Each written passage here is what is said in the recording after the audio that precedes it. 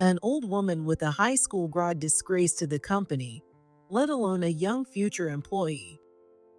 The words were so cruel, I didn't even know how to respond. Don't you feel pathetic standing among all these young people? Oh, wait, someone like you probably doesn't even have that kind of pride. The words high school grad began to catch the attention of those around us. I could feel their judgmental gazes, and it made me feel sick. The thought of being ridiculed in front of 76 other new hires filled me with a mix of frustration and anger. Well, whatever. Just work yourself to the bone under me. And then I quit. I spoke before I could even think.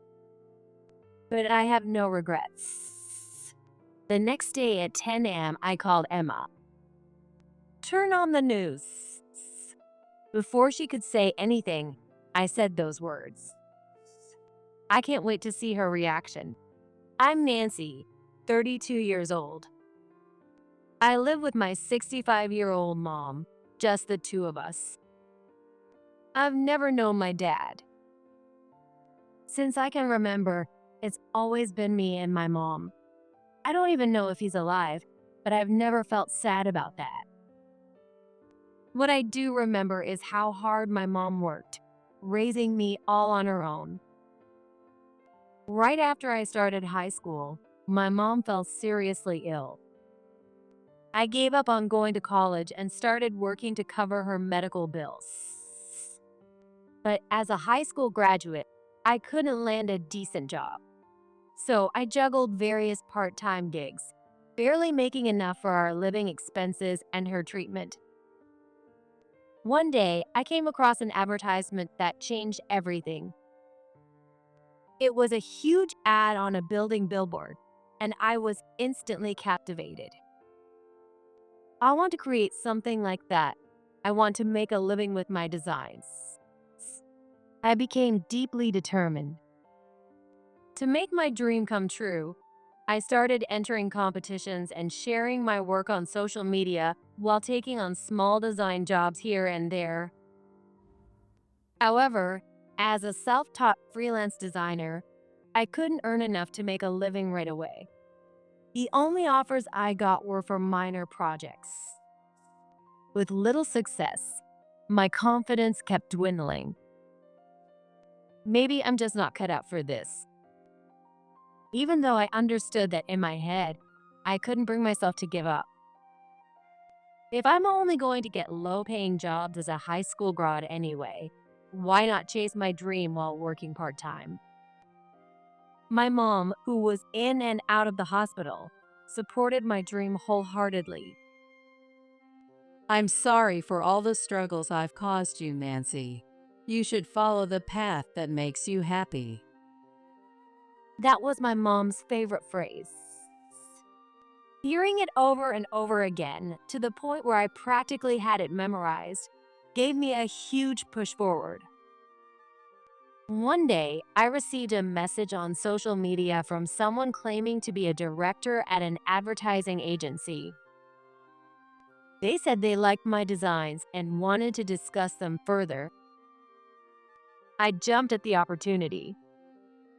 Though I felt nervous about taking on such a big project, I was more excited about making the most of this chance.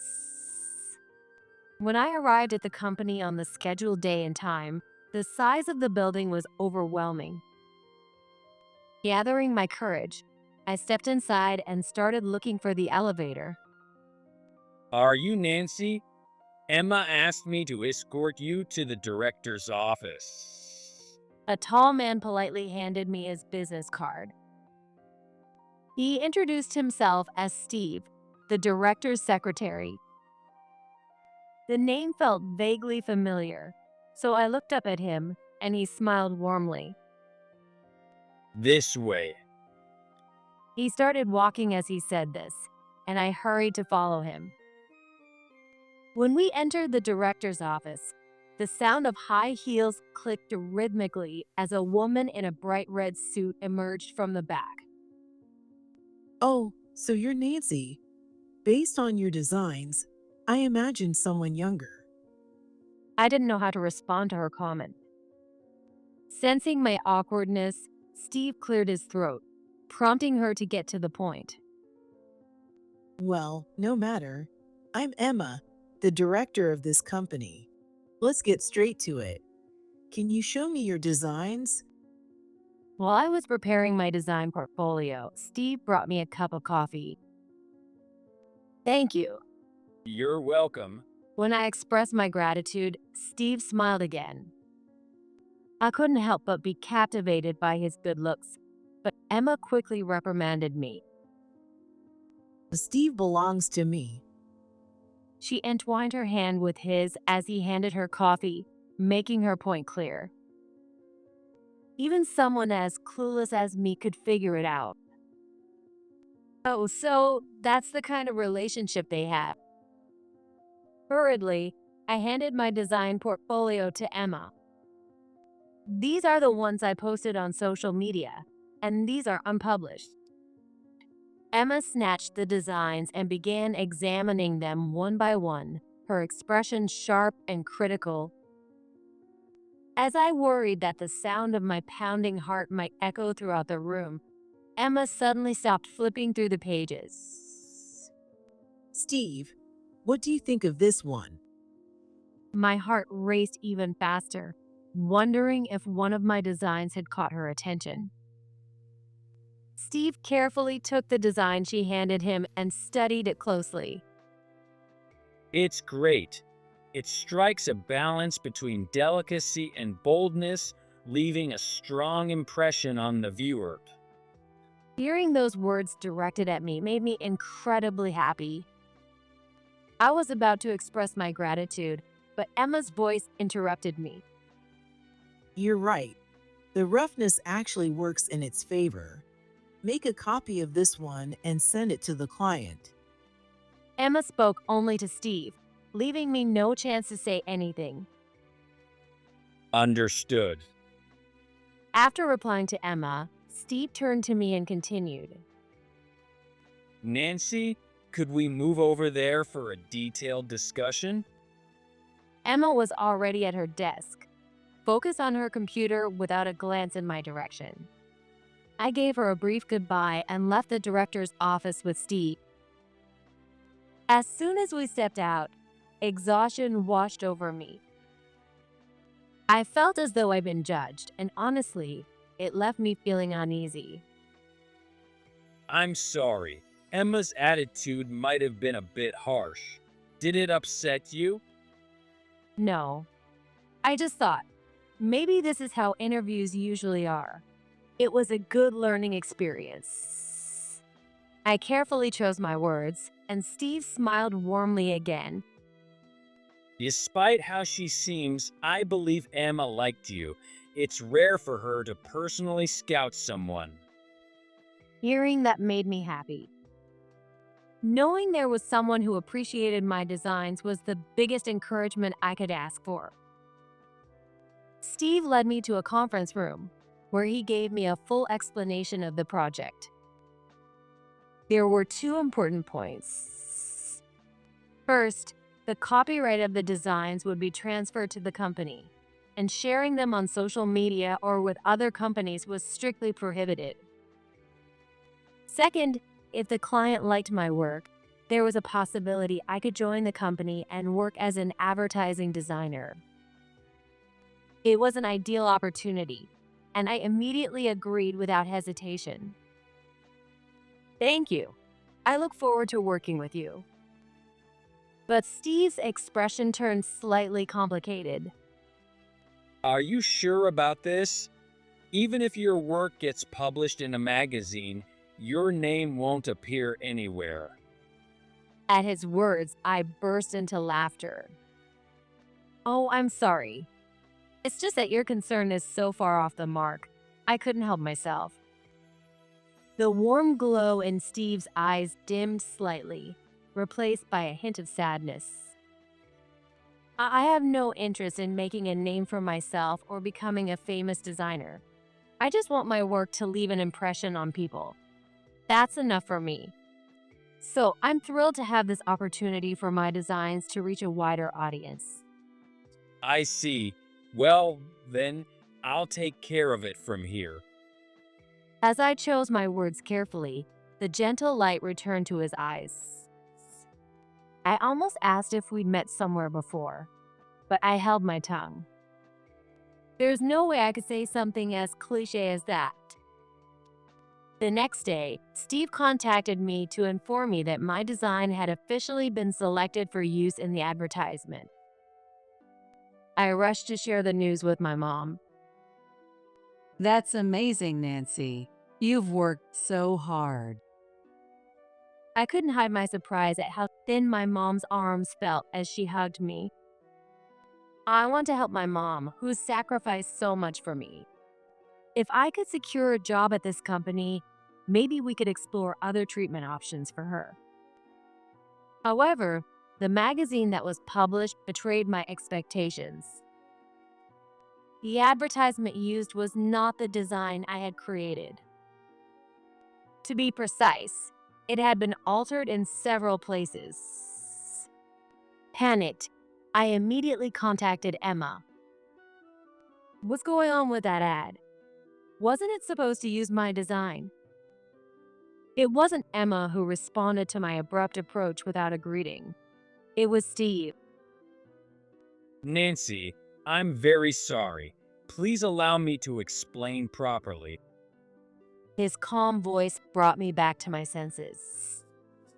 Embarrassed by my outburst, I followed his instructions and headed to the company. Nancy, we've been expecting you. Steve was waiting for me in front of the building. Hello, can we come in? When Steve opened the door to the director's office, Emma looked at me with annoyance. What? I'm busy. Steve answered on my behalf, as I hesitated under her sharp gaze. Emma, regarding the advertisement, could you please explain why Nancy's design wasn't used as it was? Though his tone was calm, there was an undeniable authority in his voice. Edits are standard in this industry. Did you really think your amateur design would be used without changes? This industry isn't that easy. Emma's harsh words left me speechless. Then, at the very least, I would have appreciated an explanation of the changes beforehand. Emma scoffed at me as I managed to get the words out. Explain. The copyright belongs to us. We can change whatever we want, however we want. If we had to explain every little thing, we'd never get anything done. You only get a say in these things when you're a top designer.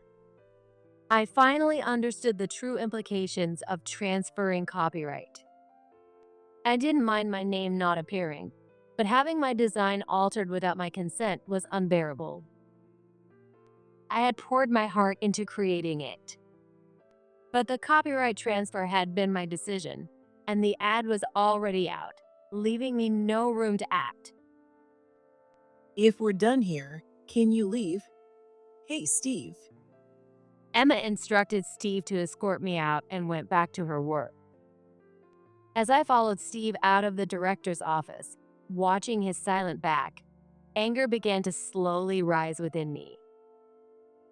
Why didn't you tell me the design might be changed? I knew it wasn't fair to blame Steve, but I couldn't help voicing my frustration. Steve stopped and turned to face me. I should have explained it properly from the start. I'm truly sorry. His sincere demeanor calmed the anger rising within me. If it's all right with you, could we talk a bit about the future? His words made me tilt my head in curiosity. Apparently, there was a final interview for new hires scheduled for a month later. If you're interested in joining our company, I'd like you to bring a new design to that interview. I hope you don't mind, but I did a little research. Between your mom's medical expenses and your own living costs, things must not be easy. If you join us, you'll have a stable income. Would you consider it? His words were kind, but if I joined the company, what happened this time could easily happen again. Would I stick to my creative vision or trade it for financial security by becoming part of the company? Let me think about it. I couldn't give an answer right away. Over the next week, I worked on a new design in between my part-time jobs, little by little, until I finished it. With that design in hand, I pitched it to various companies, including advertising agencies, production studios, and design offices.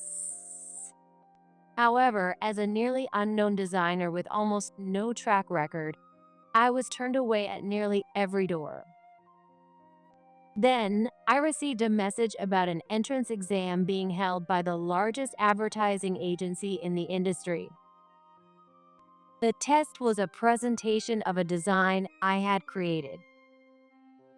I immediately confirmed my participation. On the day of the exam, the venue was packed with people. Are they all designers like me? Not being used to presenting in front of large crowds, I felt like my heart was about to leap out of my chest. Next up is Nancy. When my name was called, I stepped forward.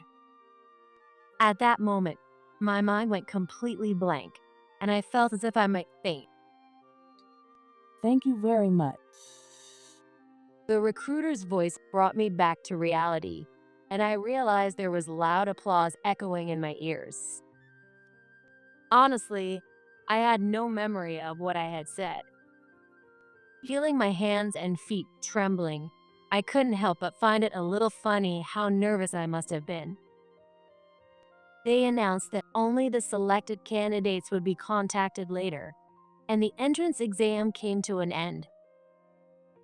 A week passed with no word, and I was about to give up, thinking that getting into the top company had only ever been a dream. Then, a message arrived. Thank you for taking our entrance exam. We were very impressed with your work and were considering you for hire, so it's a great disappointment to hear that you've declined. We wish you the best in your future endeavors. I couldn't believe what I was reading. Declined? What does that mean? I never declined. I immediately called the Human Resources Department to find out what was going on. However, the recruiter told me that a woman claiming to be Nancy had called to decline the offer. They had already selected someone else in my place, so there was no way to reverse the decision. What on earth is happening? Of course, I hadn't made any such call. Who could have impersonated me and why? No one but my mom even knew I had taken the entrance exam.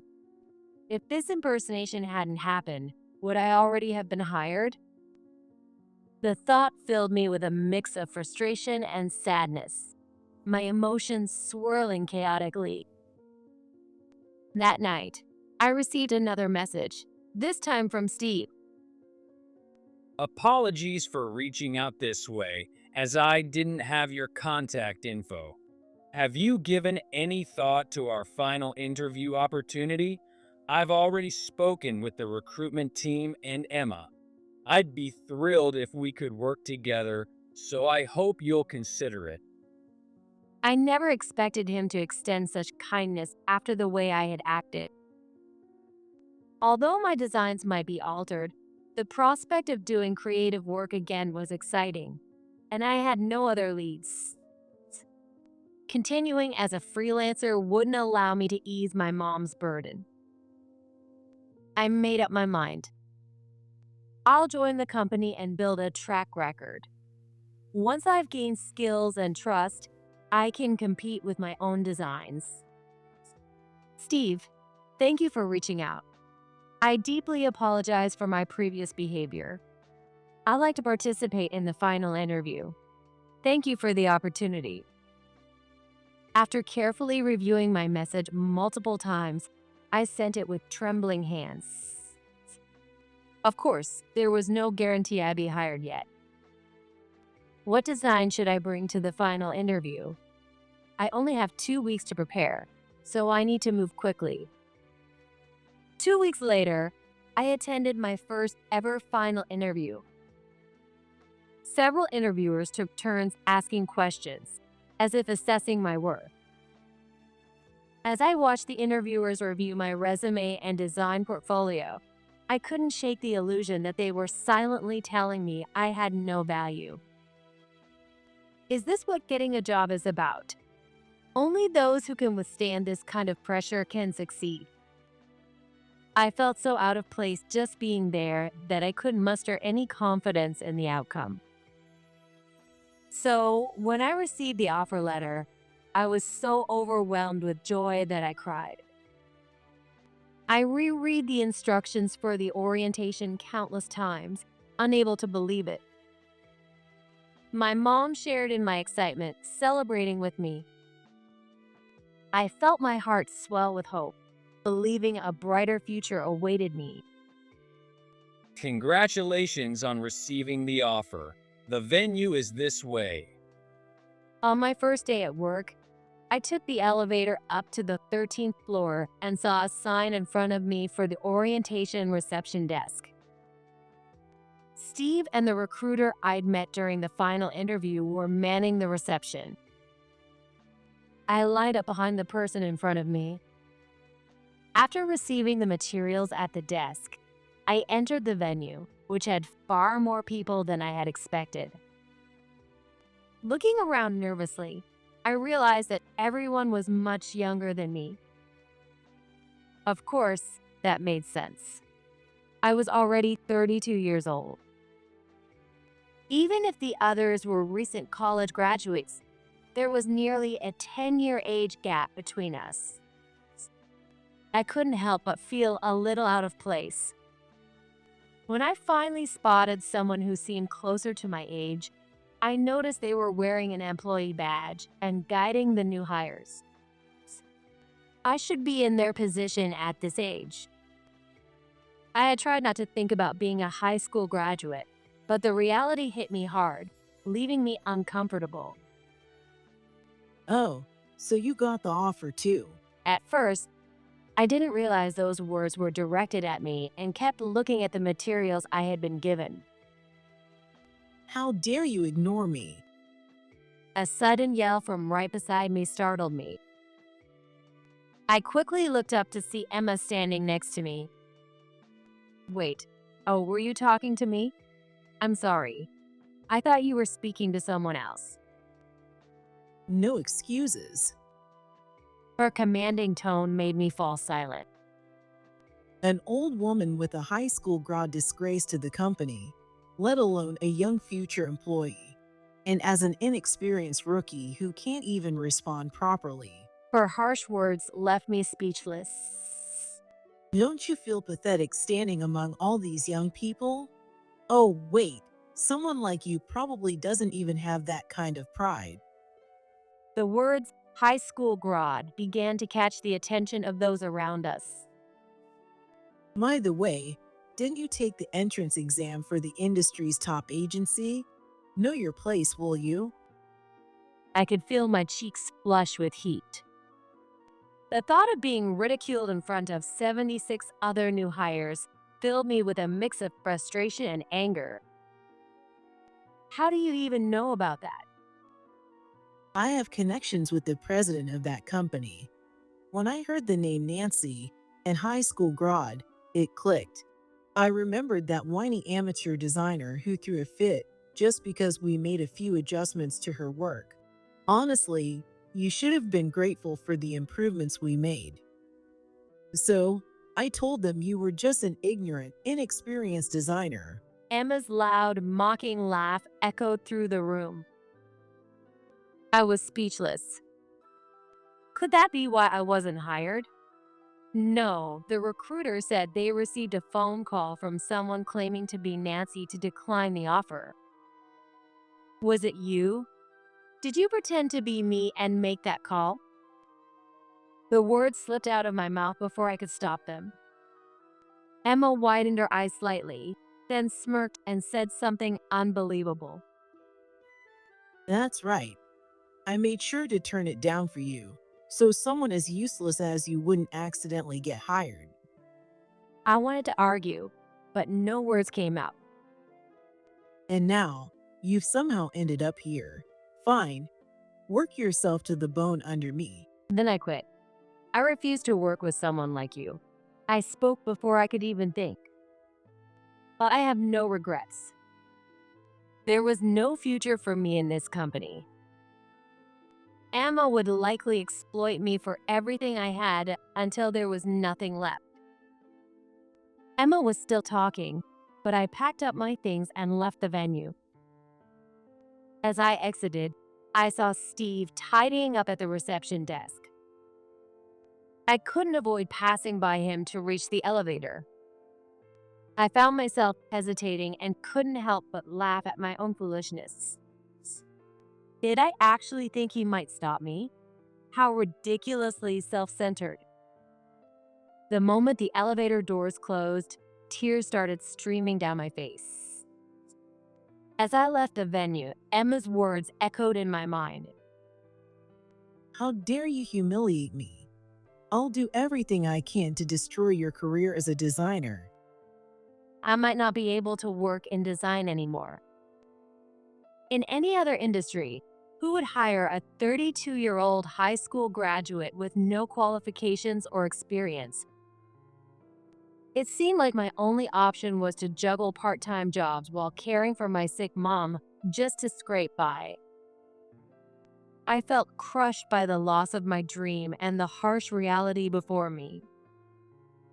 How am I supposed to explain this to Mom? She was so happy for me, saying my dream had come true. If she finds out I decline the offer, will it break her spirit and make her health worse? Lost in these thoughts, I found myself outside the building. Looking up at the towering structure, I felt a pang of sadness, knowing I would never return. It had been 2 whirlwind months since the day I first received that message. Looking back, everything felt like a dream, too surreal to be real. I never imagined that I would walk out of the venue so defiantly in front of so many people. I was surprised at the strength I had found within myself. With nowhere to go, I wandered aimlessly. When I checked my phone to look at the time, I noticed 2 missed calls. One was from an unknown number, but the other was from the advertising agency. Forgetting to check the voicemail, I quickly called back. "Hello, this is Nancy returning your call from earlier." After introducing myself, the person on the other end asked me to hold, and I heard the hold music play. When someone finally picked up, I nearly fell over in shock. The next day, I kept staring at the clock. Taking a deep breath, I mentally rehearsed what was about to happen. It's okay, this is going to work. At 10 o'clock, I called Emma. "Turn on the news."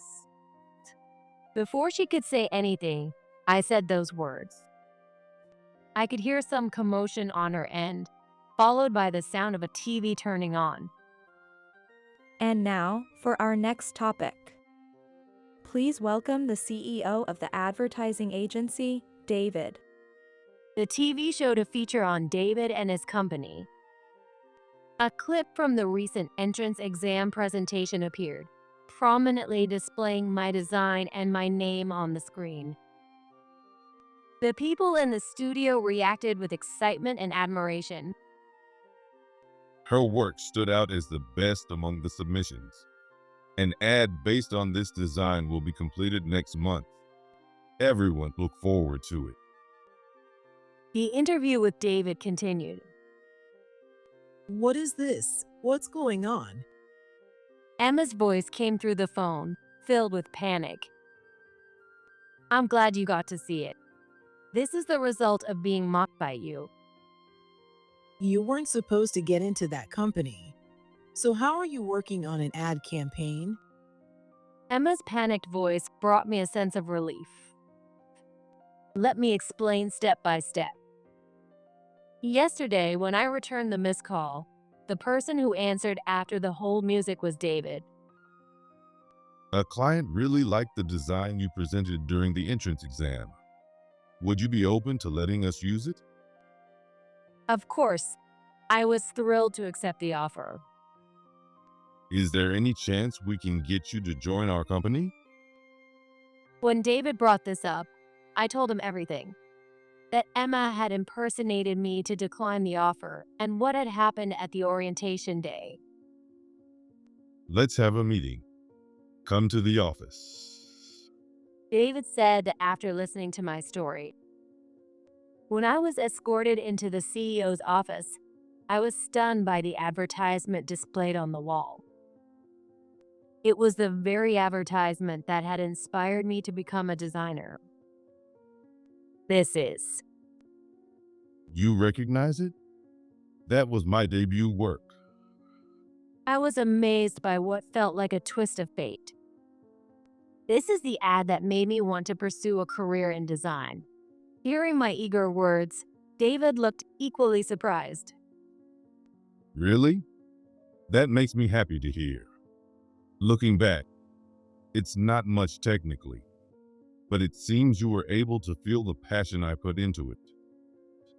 David glanced nostalgically at the ad on the wall before turning back to me to get to the point. Tomorrow, I'll be making a live TV appearance.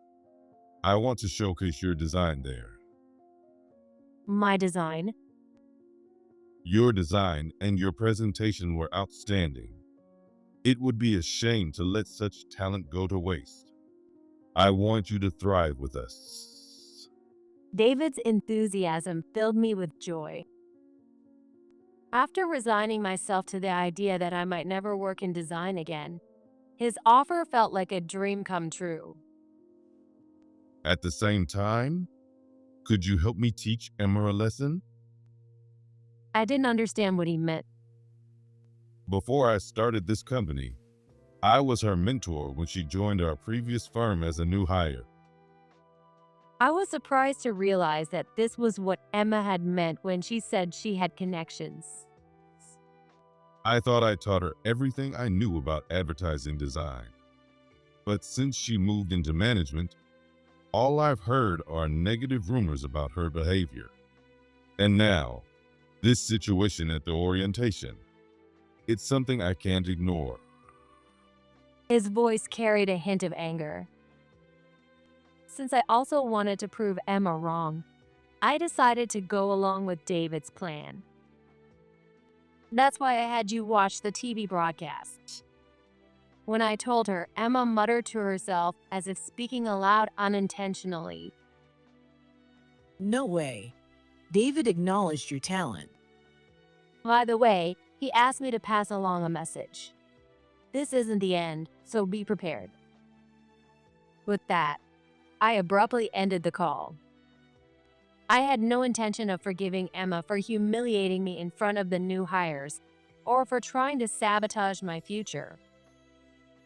Still, I couldn't deny that David's actions had given me some sense of relief. From now on, I'll start fresh and give it my all under David's guidance. Once again, I made that vow. 2 days later, during a meeting, Emma barged into David's office. What is the meaning of this? She threw a freshly released weekly magazine onto David's desk. What do you mean? It's exactly as it appears. I had everything published in an article. The weekly magazine featured a large photo of Emma berating me during the orientation. Surrounding it were photos of Emma with different men. Each man was a different individual, making it crystal clear that this wasn't just a typical romance story. How could you do this? I couldn't let your selfishness crush the future of talented individuals. You'll now face the consequences of your actions. With that, David turned on the TV. A talk show was airing footage from the orientation. Apparently, someone had recorded it on their phone. The video had clear audio, capturing Emma berating me in vivid detail. No. Why? Because I asked them to. Emma was visibly stunned as Steve stepped into the room. Steve, why are you here? Your recent actions have been intolerable.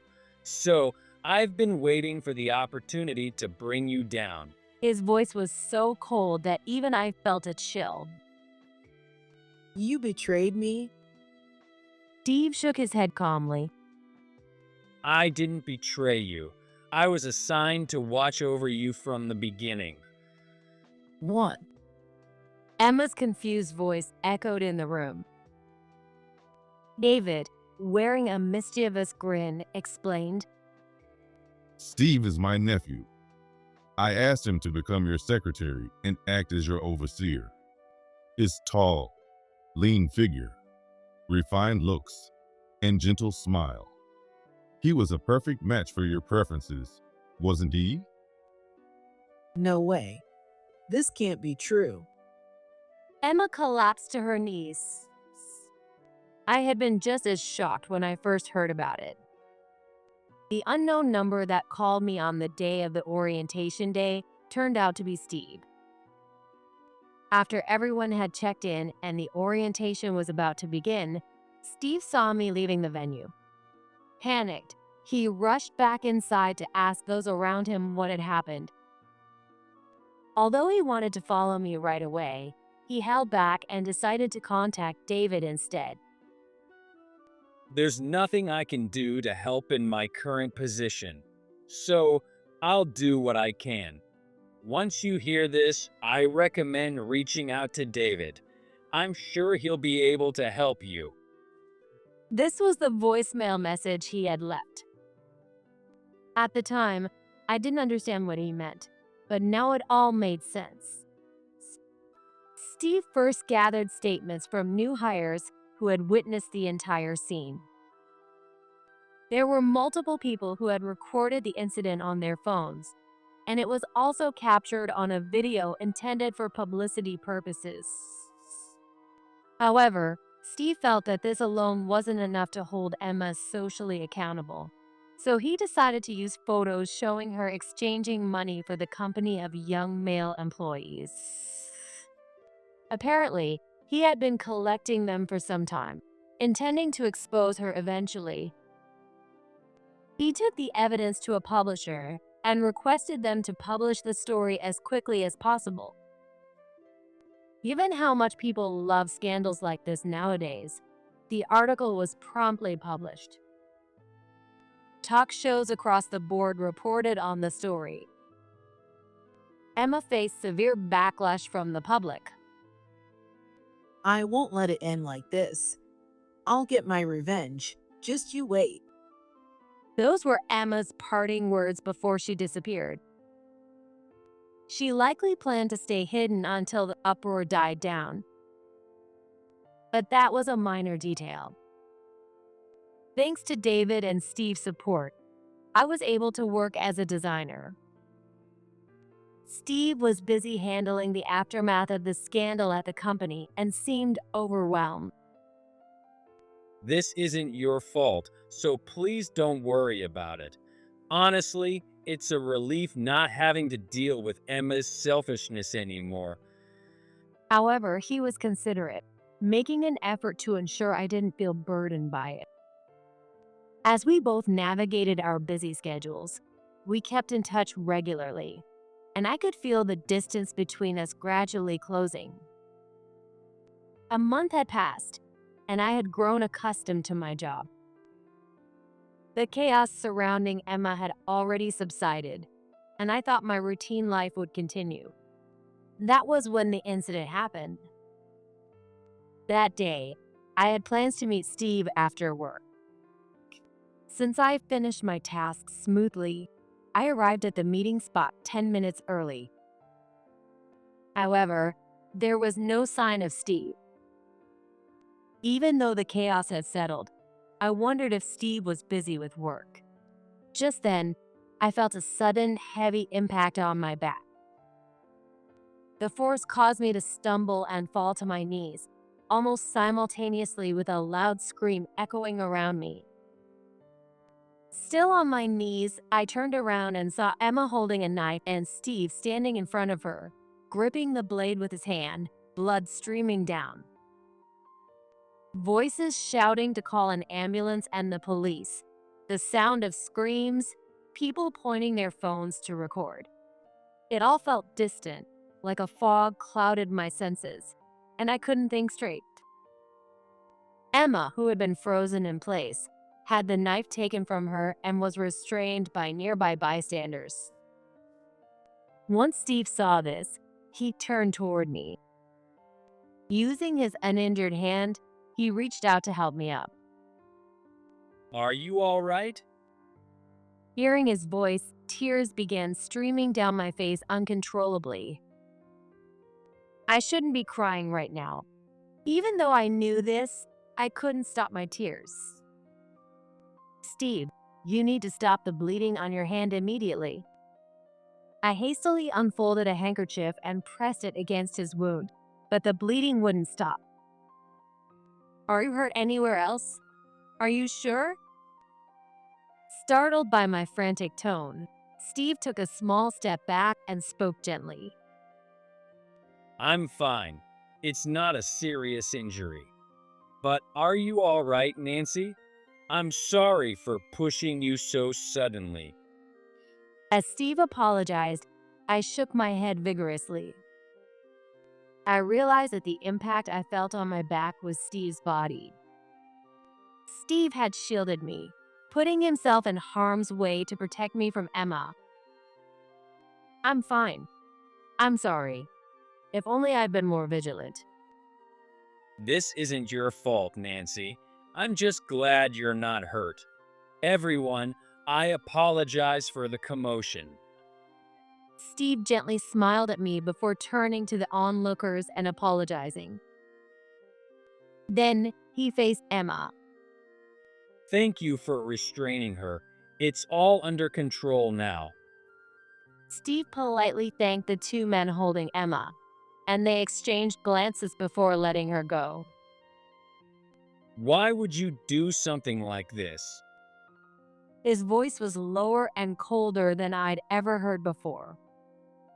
I couldn't see Steve's face from where I stood, but I could easily imagine the cold glint in his eyes. Steve, you're mine. If only she weren't here. Emma muttered, as if talking to herself. I will never forgive you for trying to hurt Nancy. Steve declared firmly, and Emma collapsed to her knees. Why are you protecting Nancy? In this situation, you are entirely the aggressor. But it's her fault. She ruined my reputation. I've been condemned by everyone. That's a consequence of your own actions. Besides, it wasn't Nancy who exposed your misconduct to the public. It was me. If you want to hold a grudge, direct it at me. Steve's voice, cold to the core, seemed to convey his resolve to take full responsibility on his own. I wanted desperately to refute him, but the atmosphere left no room for me to speak. Steve, did you really betray me? Was everything you did for me a lie? Emma looked at him with eyes of a heartbroken puppy. She had probably trusted Steve deeply and even harbored genuine feelings for him. As I mentioned before, I was assigned to monitor you from the very beginning. From your perspective, it might feel like betrayal, but that was never my intention. And saying I was devoted to you would be misleading. I was simply fulfilling my duties with integrity. I never had a personal relationship with you. Both Emma and I were stunned by his words. I had assumed the two of them were involved. Emma opened and closed her mouth silently, unable to form words. I apologize for being ambiguous at times and for using your feelings to some extent. But let's be honest, you weren't completely serious about me, were you? That's not true. I thought I had something special with you. If that's the case, why were you pursuing relationships with other men? That's Emma trailed off and fell silent. It seemed she couldn't come up with any words to deny it. You only see men as accessories, choosing them based on your mood at the time. I can't keep up with someone like that. I have no feelings for you whatsoever. Hearing these blunt words, Emma broke down in tears. Before long, paramedics and the police arrived. Steve and I got into the ambulance, while Emma was arrested on the spot for assault. don't leave me. Don't abandon me. Emma reached out desperately. Seeing her like that, I couldn't remain silent. As I moved toward her, Steve quickly grabbed my arm to stop me. But I couldn't keep relying on him to protect me. I have to say what needs to be said myself. Stop playing the victim. All of this is the result of your own actions. Trying to keep people with money won't win their hearts. Because you didn't treat people sincerely, everyone left you. Emma seemed to give up and silently allowed the police to take her away. She was sentenced to 2 years in prison for assault. She was, of course, fired from the company, and after her release, she couldn't find a new job. With almost no savings left, she lost her house, car, money, job, and even the men in her life. She ended up living day to day, with no means to maintain her appearance, and she seemed to have aged overnight. I'm now working as a designer at David's company. It's a merit-based workplace, and even as a high school graduate, I'm entrusted with more and more responsibilities, for which I'm grateful. Steve's now working as David's assistant. His injury didn't require stitches and was treated with disinfectant and bandages. Since that incident, Steve and I have grown much closer. It turned out that my feeling of having met Steve somewhere before wasn't a mistake. He revealed that we had actually met in elementary school. That's why when we first met at the company among so many other people, he approached me without hesitation. Even when he served me coffee, he placed it in a way that made it easy for me, a left-hander, to pick up. He even knew about my mom's illness. When I was in elementary school, there was a boy who went to a different school, and I could only meet him at the park. One day, without saying goodbye, he suddenly stopped coming to the park. That boy was Steve. He explained that his family had moved overseas for his parents' work. After graduating from college and returning to the US, he came across a drawing of that park on social media. He was certain it was my work and decided to send me a message, thinking he might be able to help me in some way. The message I thought was from Emma was actually sent by Steve. It was Steve who provided me with the information about the advertising agency's entrance exam.